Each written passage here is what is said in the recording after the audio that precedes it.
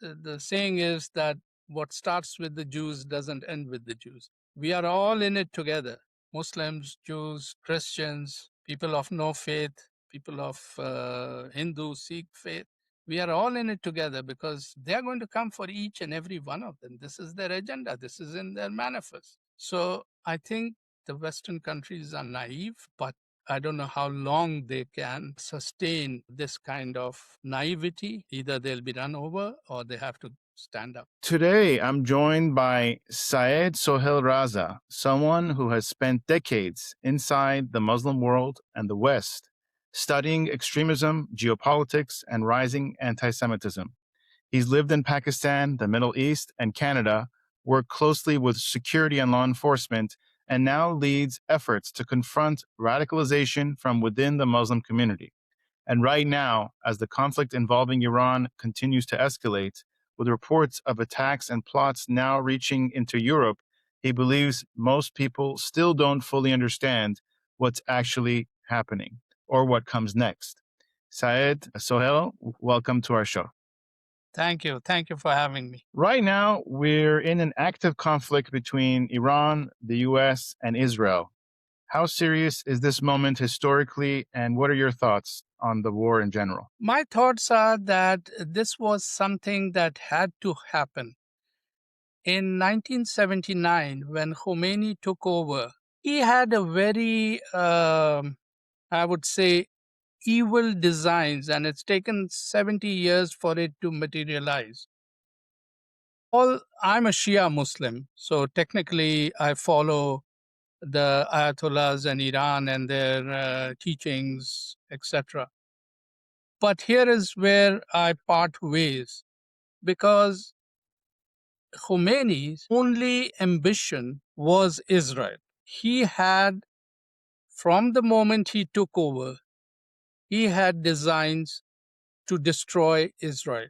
So that is why Iran then went about setting up proxies, and that is called the Shia Crescent, with Iraq, Syria, Lebanon, and later on the Houthis in Yemen, and of course propped up Hamas. Now, Iran has no boundaries, no border with Israel. They don't exchange goodwill missions.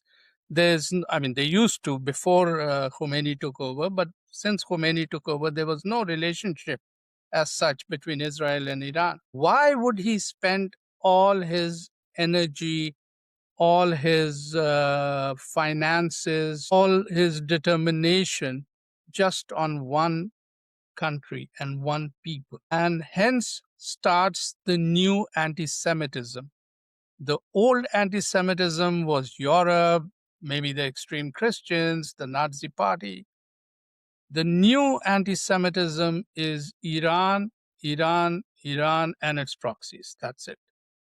So the reason why I am so involved in fighting anti-Semitism is for a selfish reason, I must admit.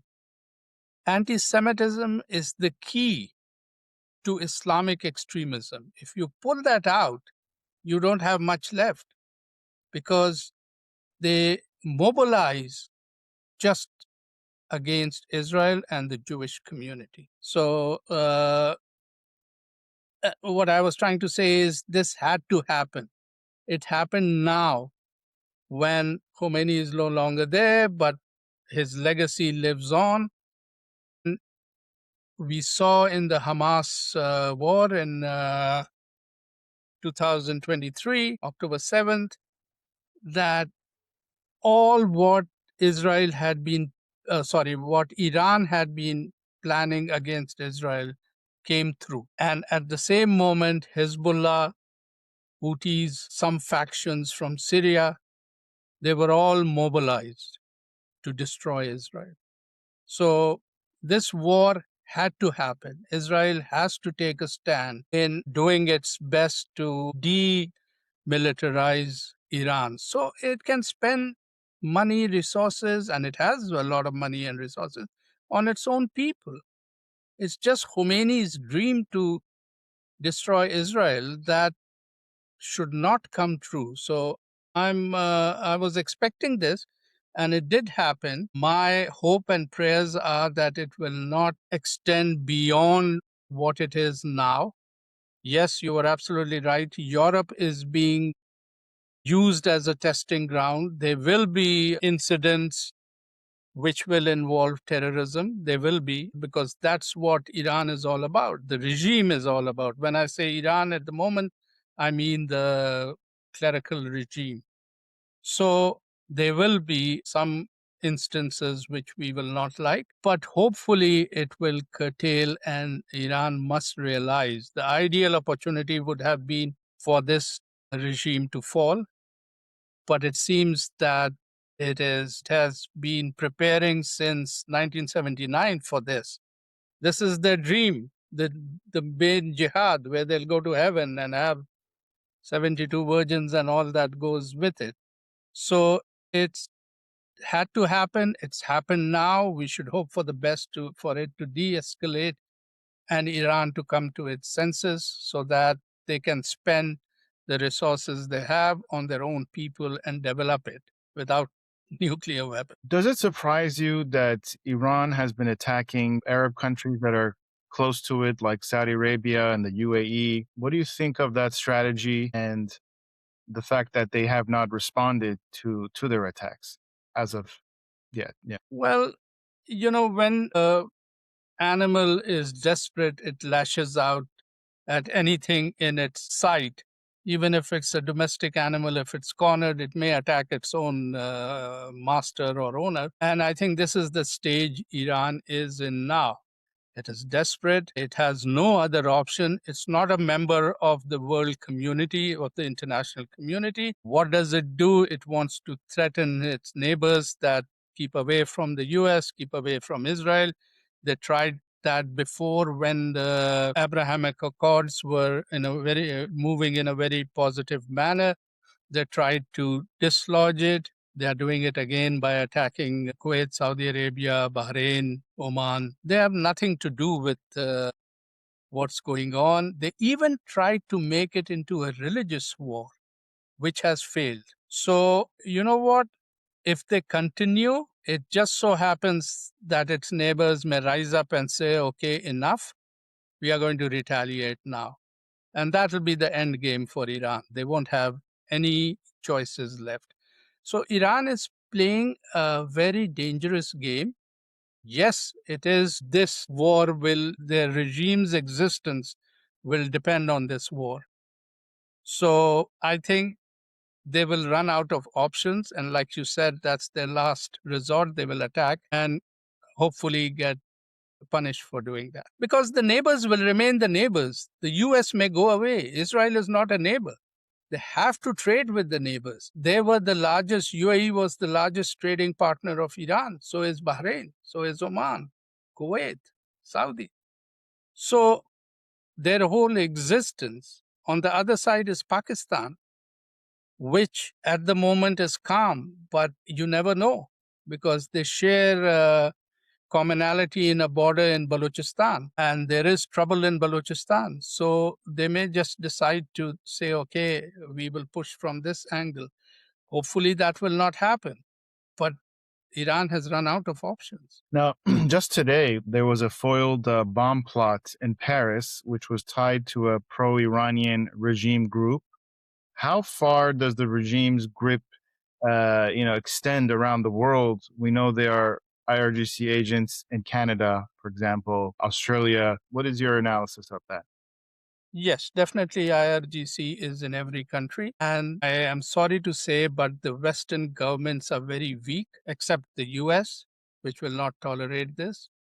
But in Canada, according to intelligence sources, there are 700 IRGC agents in Canada.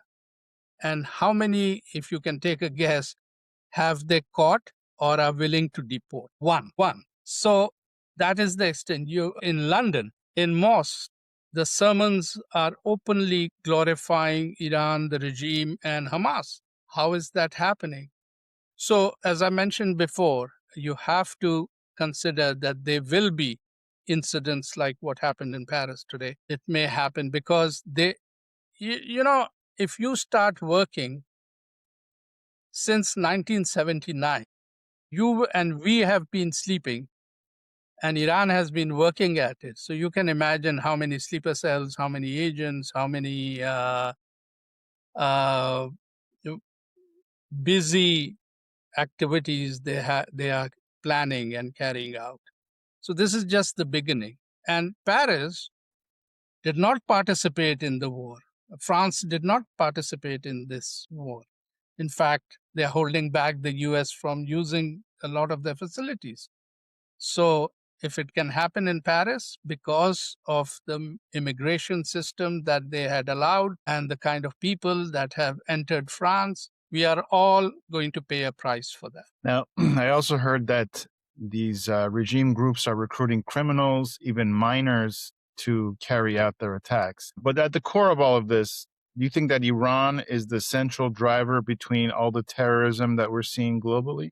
And if we dismantle Iran, will we see a drop in terrorism? Yes, we will. We'll see a drop in terrorism because terrorism can happen anywhere for any reason, but you need a centralized body that they can look up to, and that is Iran. So if Iran is not responsible 100% for all the terrorism that happens in the world, it is definitely responsible for 80% of what happens. So yes, if we declaw Iran, the regime in Iran, you will have less degree of terrorism and incidents that happen. Now, we're seeing Jewish schools, synagogues, even ambulances being targeted across Europe. What's driving this surge right now, in your estimation? Well, let me give you the anti-Semitism has risen 211% since October 7th. We are seeing shootings in girls' school.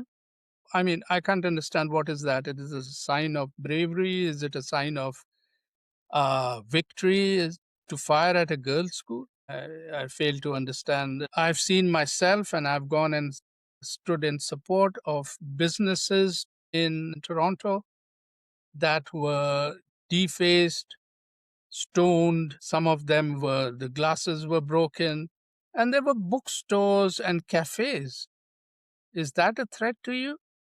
So it is just to show that we can do it. And if we are put in any further corner, we are going to retaliate. That's the reason why. And unfortunately, as I mentioned earlier, anti-Semitism is what is holding on from the extreme right to the extreme left to the Islamists. The common thread is anti-Semitism. So there will be, I'm sorry to say, a further rise. Just recently in Toronto, a synagogue was attacked. In England, we saw the shameful act of burning ambulances. So it's going to get worse before it gets better. Why do you think that leaders, Western leaders, are still hesitant to confront this directly? Well, this is a question we've been asking ourselves since 9/11. We warned them, we gave them all the signs, we gave them all the studies, but it seems that they think that, for instance, give me an example. After 9/11, the main mosques in England were run by the Saudis' Wahhabi ideology. All the messaging was from there. Then comes 9/11. Now, Britain doesn't know what to do, so they take away. If you recall, there was a blind cleric. He was spouting out hate. They deported him to Egypt, and a lot of other mosques were the imams were made to lower the tempo of their sermons. But what did they do? They replaced the Saudi infrastructure of mosques and Islamic organization with the Muslim Brotherhood. They did not want to listen or to pay heed to moderate Muslims or Muslims who are looking for reform or Muslims that want change in their own faith.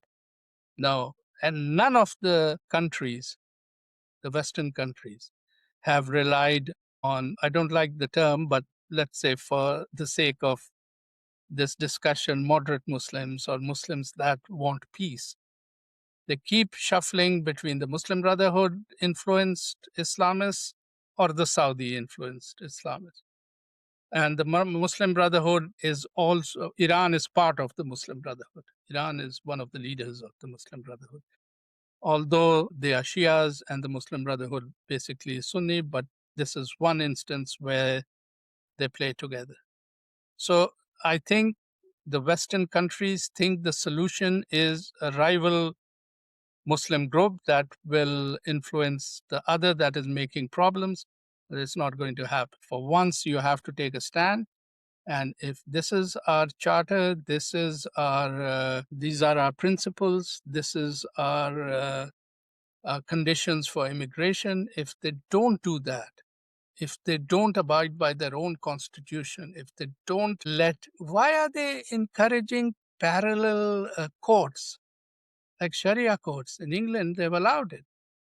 In the US, in some areas, they are contemplating it. In Canada, there was a movement, but we made sure that it didn't succeed. But for how long? Sorry to say, the younger generation has no idea of what's going on. So it's very difficult for them to take a stand. They think if everybody lives together, everybody works together, everything will be okay. But unfortunately, we know better that it's not going to happen that way. So unless there's a firm stand that, look, this is our constitution, this is our charters of rights and freedoms, this is what we are. We are a country that embraces gays, lesbians, people of all faiths. If you have a problem with that I think you should not come in and stay happily where you are. But unless the governments take this stand, we were invited to parliament in Sweden, and this is going back at least 20 years. And we, in our discussions, talked about the rising extremism within the Muslim community. They said, no, we are allowing anybody to come in because we are too fortunate, we've got too much, and we should share it. Now, if this is that, look at Sweden now. Massive problems. They're now thinking of deporting some of the peoples. There's a city called Malmo there where the police cannot enter. It's all run by Islamists. So Belgium is another case. There's heavy anti-Semitism in Spain now, influenced by the Islamists there. So I'm sorry to say, but the West has let it happen to them. It's not too late. It's not. Listen to the right people. Please stand firm, because after all, once, it's the saying is that what starts with the Jews doesn't end with the Jews. We are all in it together. Muslims, Jews, Christians, people of no faith, people of Hindu, Sikh faith. We are all in it together because they are going to come for each and every one of them. This is their agenda. This is in their manifest. So I think the Western countries are naive, but I don't know how long they can sustain this kind of naivety. Either they'll be run over or they have to stand up. We had a conversation before this interview. You told me that you grew up in Pakistan, you left at age 23. You said, I left Pakistan, but it followed me, right? What exactly followed you? Can you get into that? Sure.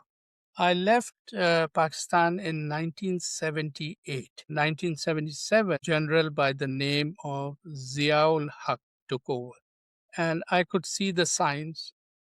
Women coming on TV had to cover their heads. Alcohol was banned overnight. There were no clubs or music anywhere. And that signaled to me that, it's time that for the sake, if I have children, at that time I was newly married, we should leave. And we did leave. We stayed in the Gulf in Dubai and then Doha for 10 years. And then we thought of a permanent migration, and Canada seemed right. And we made some inquiries and applied for visas. And about 6 to 8 months later, we got our immigration status and moved to Canada. Now, this was in 1989. After 1990, and I used to take my kids to the Islamic school, to Sunday school, thinking that I'm going to lose my kids are going to lose their faith. So let me try my best. And I did. But things were not 100% right. We could see the signs of the same temperament coming in. And there was a movement for Muslims to govern themselves within the Sharia. There was a movement that children who were fasting in the month of Ramadan should be given special consideration. There was a movement that, in certain areas we should not have alcohol. So I could sense that this ideology did not contain itself in Pakistan or any other country.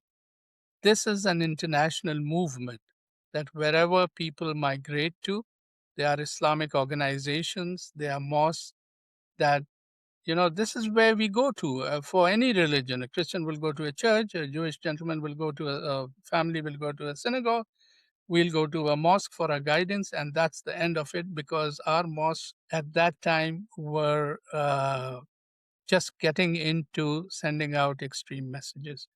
So that is what I meant by saying that the whole ideology and followed. Now, interestingly enough, it goes back to 1979 Iran. When Khomeini took over, he immediately started a turf war with Saudi Arabia. Saudi was the main challenger in Islam, Iran versus Saudi Arabia. So they would influence people migrating. They would influence mosques and community centers and Islamic organizations. The money would flow either from Iran or Saudi Arabia. And those Islamic organizations, those mosques had to teach that ideology. So, when we start connecting the dots, unfortunately, it all leads to 1979 Khomeini takeover. And that is what started in Canada. And then 9/11 exposed it all. But the sad part is that instead of war on terror attacking countries, what the West should have done was a war on the ideology. If we had that war at that time, none of this would be happening today. But instead, the ideology grew stronger. The countries may grow weaker, but the ideology is stronger and got more and more influential in terms of schooling, universities, mosques, organizations.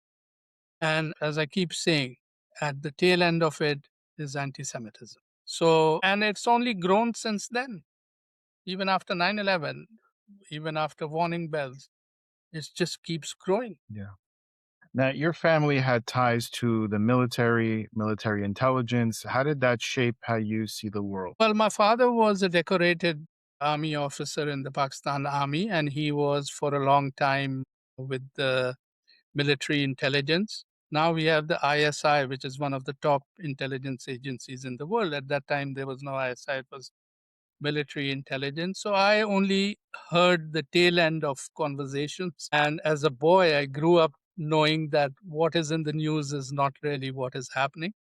And then my father got posted to Iraq in 1969 to 74. He was there. And a military attache or a defense attache is actually a spy in uniform. So I learned a lot when I was in Baghdad. During that time, I was a student, so I used to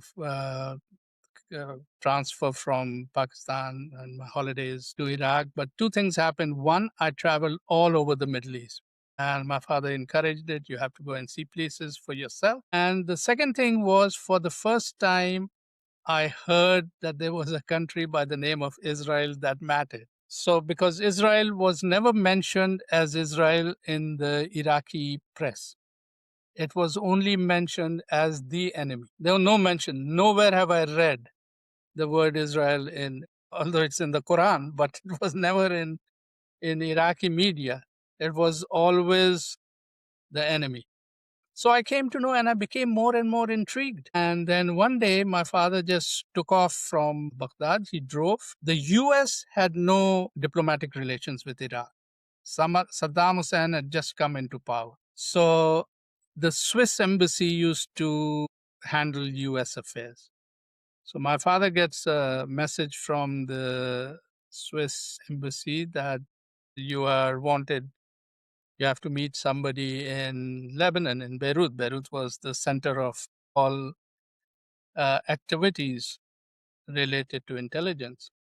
So he drove down to Lebanon, met some people, came back, and of course, he wouldn't discuss it, but I could see a flurry of activity. I used to go with him to the embassy in the morning just to spend my time, do my homework because I was in school. So I could sense a flurry of activities and I nosed around. And in February 1973, there was a big news item that the Iraqis were sending arms in diplomatic bags. It's still in the news now if you Google it, to Pakistan, to their embassy in Islamabad, to be sent further to the Baloch who wanted independence. They still do, but since that time it was happening. So, and the excuse was that some bullets fell out of a cache and the Pakistanis saw it and they raided it. But in actual fact, the meeting my father had in Lebanon was actually with the Mossad agents who tipped him that in that Iraq is sending arms, and we have come to know how they know. God only knows, but that's Mossad for you. And my father then contacted Islamabad and broke the news to them, and that is how it all got. And of course, we came to know after the fact that when everything, it was a big news internationally because countries can't smuggle arms in their diplomatic bag. It's just maybe Iran is doing it now, but who knows? So that was my introduction to the real Middle East. What's going on? What's Israel all about? What's the Middle East all about? And then, of course, since then things have changed from royalty to nationalistic Arabism. Then there was a vacuum, and the Islamists slid in. And now we see that there is hope for peace with the Abrahamic Accords. And the only threat in that peace pattern is Iran. So somehow or the other, we have to deal with Iran and see what happens. Thank you for sharing that story. When you spoke about the Mossad, what did you learn about how these intelligence agencies operate behind the scenes? As we know, they've been in the news a lot with the pager attack in Lebanon, and part of their success in Iran was because of the Mossad. What are your thoughts on that? My thoughts are that whereas most of the intelligence agencies in the world are now relying solely and totally on technology. Through satellites, they knew where Osama was, and they can see what's happening in various grounds, various terrorist activities, etc. And of course, Mossad does that as well. But along with that, what they have and what the others have given up is human interaction. Mossad still depends on human interaction, on people giving reports, on people identifying certain problems. And I think the pager story and how they got rid of so many of the top commanders in Iran and Hezbollah in Lebanon is because of the fact that they still manage to interact with humans rather than solely depend on images sent down by satellites. So, and I'm sure that the other agencies are learning from that, but I think Mossad has not let go of the actual gathering of information in a very traditional, old fashioned manner. Now, you mentioned that you traveled across the Middle East, you lived in Baghdad. What patterns became clear to you in these different countries? Of course, some of the countries are more extreme, some of them were less extreme when it comes to Islam. Um, did you see any patterns or anything you can speak on? Well, at the time when I traveled, I was a student, and all I could see was Pan-Arabism, the pride of being an Arab. I traveled from Baghdad to Jordan, Syria, Lebanon, and of course, all the Gulf states, Oman, Dubai, Kuwait, Saudi, the whole bit. So there was a rise in Pan-Arabism. And at that time, there was no leniency towards Israel, for instance. They were all unified in thinking that this is a threat and we have to remove this threat. It's only much later that things began to, after the war, things began to cool down a little bit. But what I gathered was, hey, there is a enemy and we have to deal with it and get rid of it. So, but also what I saw was the inter-tribal rivalry that exists, I think, more than 1400 years that Islam has been in existence, that they were Iraqis didn't get along with the Syrians. They were both under the same umbrella, the Ba'ath Party. So there was a Ba'ath Party of Iraq, Ba'ath Party of Syria, but they never got along. The king in Jordan, who was a monarchy, and they were getting rid of monarchies at that time, was threatened by that. So he had to fortify himself. Iraq, Syria, Jordan, Lebanon was at that time the model that people were looking at. Christians, Arabs, Sunnis, Shias, Druze, they all living and working together. That was the ideal. But look how fast that slippery slope slid everybody. But that was the model. That was what people were looking for. And that is what was in the eyes of the Sheikh of Dubai when he wanted to make Dubai the Paris of the Middle East, tailored after Lebanon.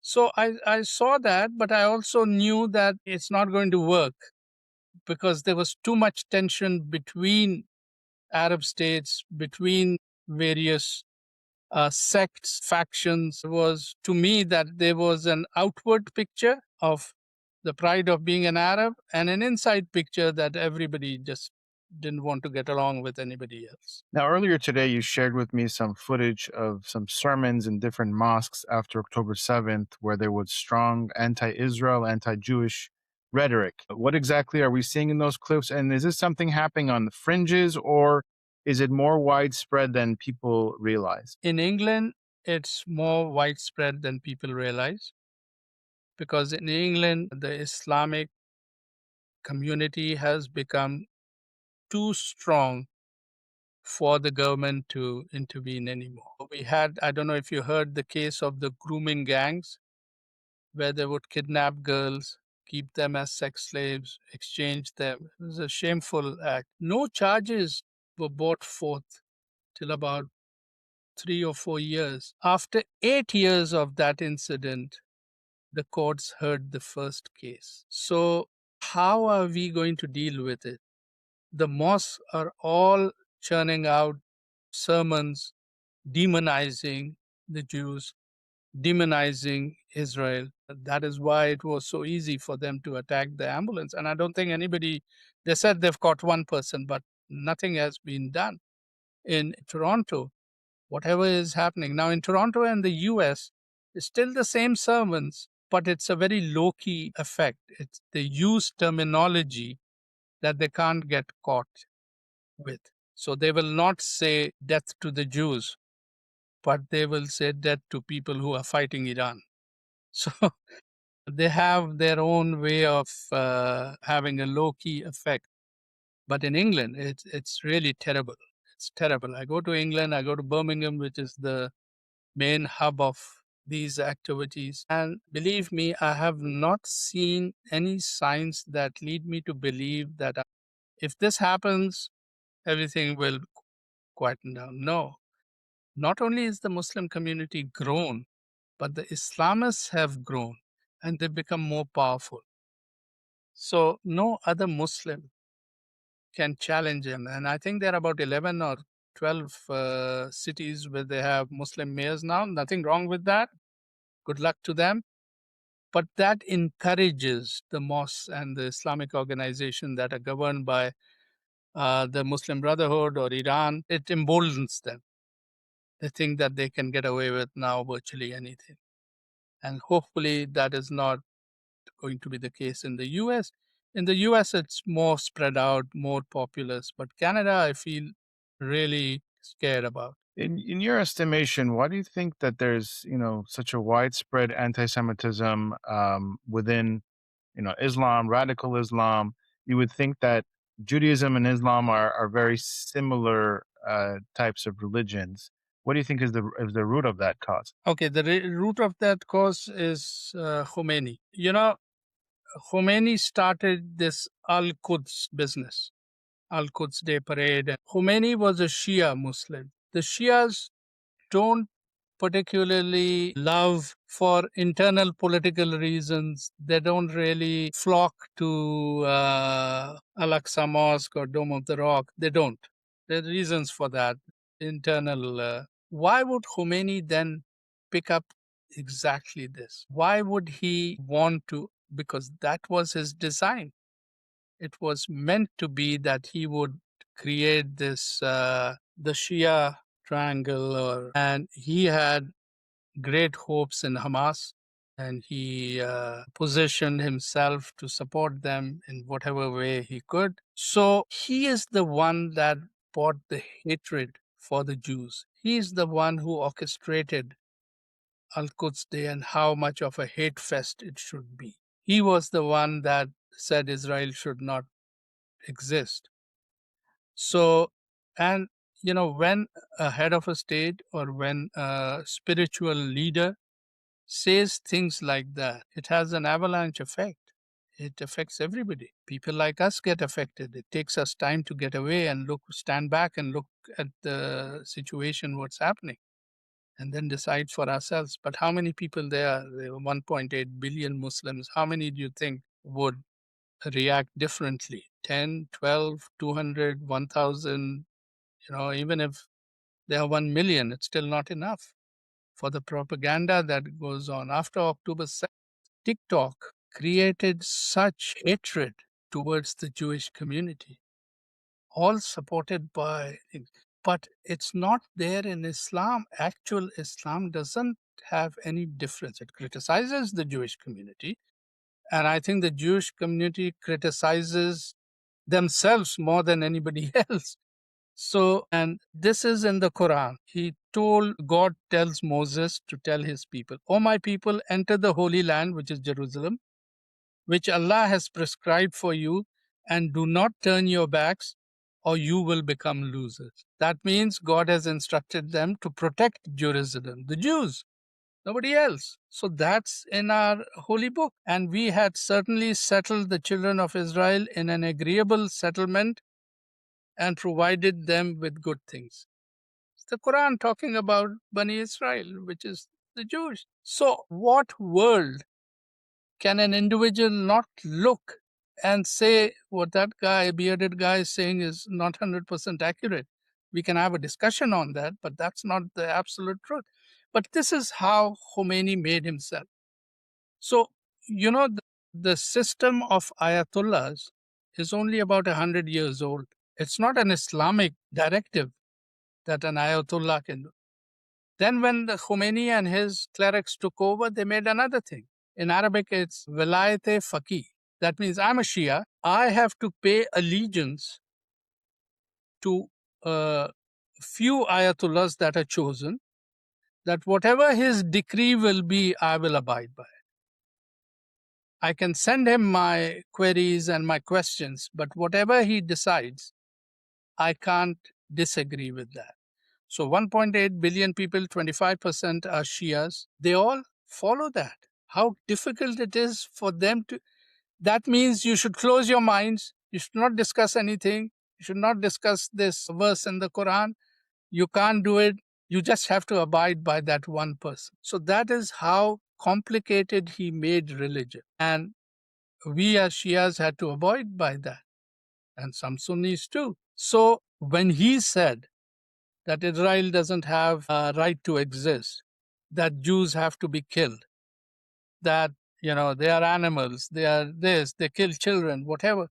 People believe it because it's coming from the highest religious level. So very few people, 1%, 2% of 1.8 billion, now I think it's nearly 2 billion, will study for themselves. The rest are like sheep.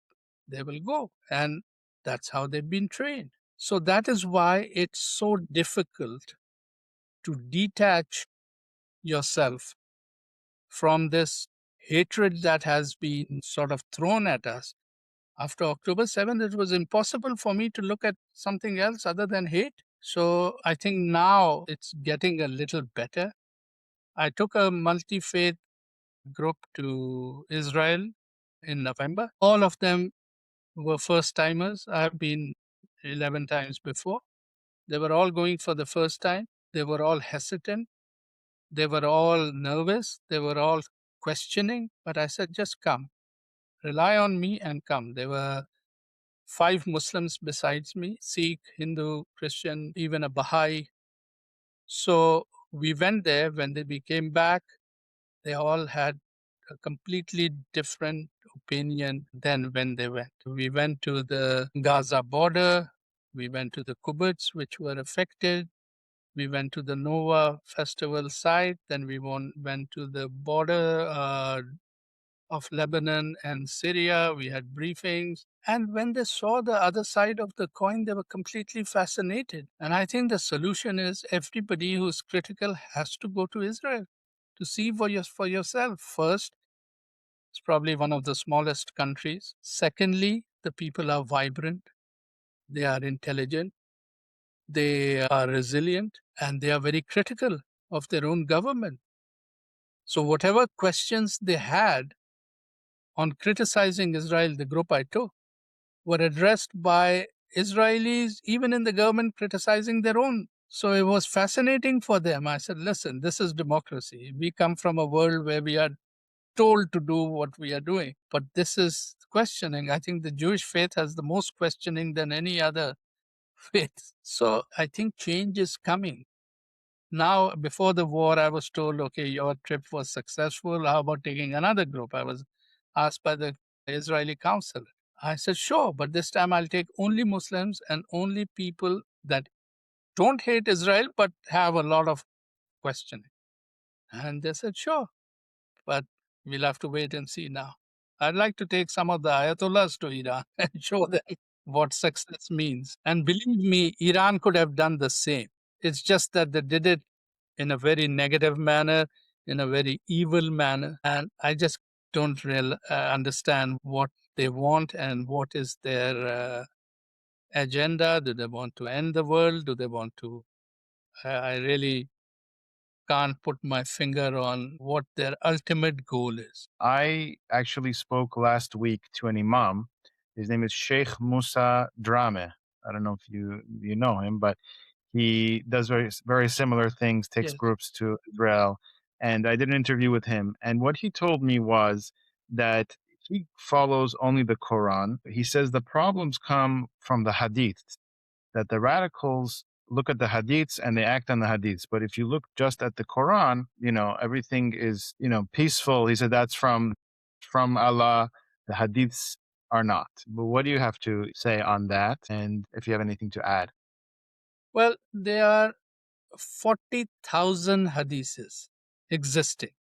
I don't think the Prophet spoke so much as they say are in the hadiths, out of which all Muslims maybe agree on just 40. The others are questionable. So this is the hadith. And it is very, very easy to invent an hadith. I can tell you right now that the Prophet said, if I speak to a Jew, I will go to hell.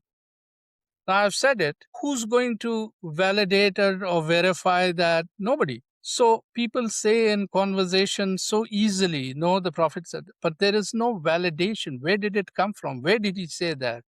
Who did he say that in front? There's no room to check on errors. So you're absolutely right. The hadith is the main problem. Unfortunately, hadith is our secondary text. We rely on it a lot. So to tell somebody that the Prophet said this and for him to negate it is a big no-no. And that is why it's so easy, like you were saying, to go on a hadith that is not verified and it is, sorry to use the word, completely nonsense, especially if it's killing or women. In Iran, it's an Islamic system, right? Where in Islam can you show me, or any other Ayatollah can show me, that if a woman shows a strain of hair on her head, she should be killed, as is being done in Iran? Where? In any religion, leave alone Islam. Where would it, and why would I follow that system that kills a woman? Did it happen in the Prophet's time? They believe a lot in Imam Ali, who is their spiritual guide. Did it happen in his time? No. It's just their own manifestation of a religion that doesn't exist. So they've taken the religion and made it into a cult. So, and that is why they find it very easy to get away with things. People are criticizing the US in this war. Muslims. So Muslims should have first criticized the way their religion was being interpreted by those clerics, then anything else. So you're absolutely right. The Hadith has no place. Yes, they are verified Hadiths, and it's a good to know, but it's not the law. And Hadith is never a law. The Quran is a text that guides us. It enables us to lead our lives. So that we can relate to ourselves. Even in the Quran, there are certain passages I don't understand, and I admit it. And I ask various schools of thoughts, what is your viewpoint on this? Because I can't understand it. But the hadith is totally a person's view. It's not a law, it's not a decree, it's not part of a faith. It's part of what our beloved Prophet said, and we should respect that.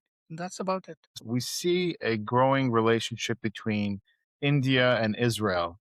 Now, India's neighbor, Pakistan, has more of an antagonistic relationship with Israel. Do you see any realistic future where relations between Israel and Pakistan can improve? Yes, you're absolutely right. India has gained a lot in technology, in education.